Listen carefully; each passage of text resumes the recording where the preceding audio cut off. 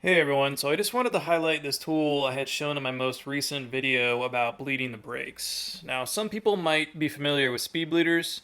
This is basically a speed bleeder you can use on all of your calipers.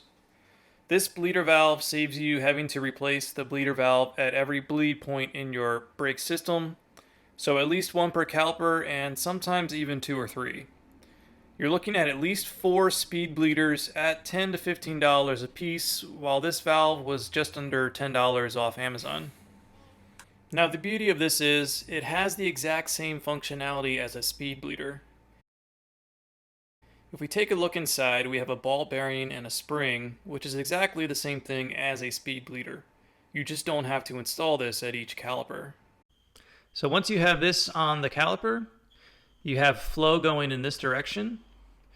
When you pump the brake or pump the vacuum pump, the ball bearing will be sucked down on the spring, allowing fluid to go into your collection cup further downstream. Once that pressure is released from the brake pedal or the vacuum pump, the spring will decompress, pushing the ball bearing up against the valve here, not allowing anything to travel backward through the hose into the caliper. Now, the key detail here is when you're bleeding the brakes, you have to get a solid flow through this entire hose from the caliper nipple all the way to the valve. Any air that remains in here has the potential to return back into the caliper, as gravity will allow the air to go back up through the hose and potentially into the caliper itself. So if you pump the brake enough or you pump the vacuum pump at the other end enough, you will get a solid flow of brake fluid and no air in the system. Once it's solid, you know that you're good, as you will not have any return back into the caliper. Now, just to demonstrate the physics behind here, let's go ahead and hook up a vacuum pump into the caliper side of the system. You can go ahead and pump this here. And we can see that the pressure is holding. That means that the spring and ball bearing are correctly working inside the valve.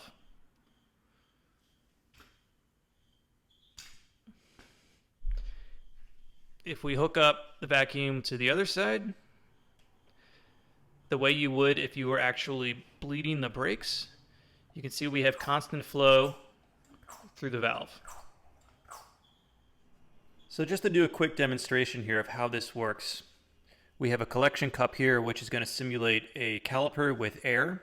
You can see there is filled with water only a little over halfway, maybe 60%. It's connected to a cup of water, which we can consider the master cylinder. And then we have the check valve down here. So to demonstrate how this works, we can pump the vacuum pump here. It'll siphon water out of the master cylinder into the caliper, and you will see the air come out and go through the hose. And once it gets past this valve, it'll no longer be able to return into the cup. And you'll eventually see all of the air be removed from the caliper to simulate how this is working in real life.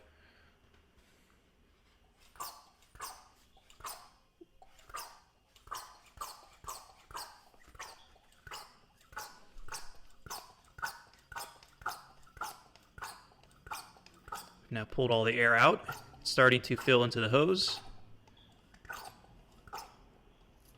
Look at the air bubbles in the hose here being pulled through.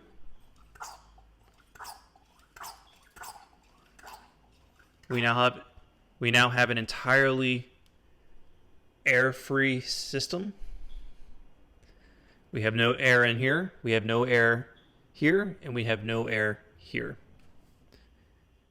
So overall, this is a more cost-effective way of bleeding your brake system by yourself, and will save you a ton of money over having to buy speed bleeder valves for each caliper location.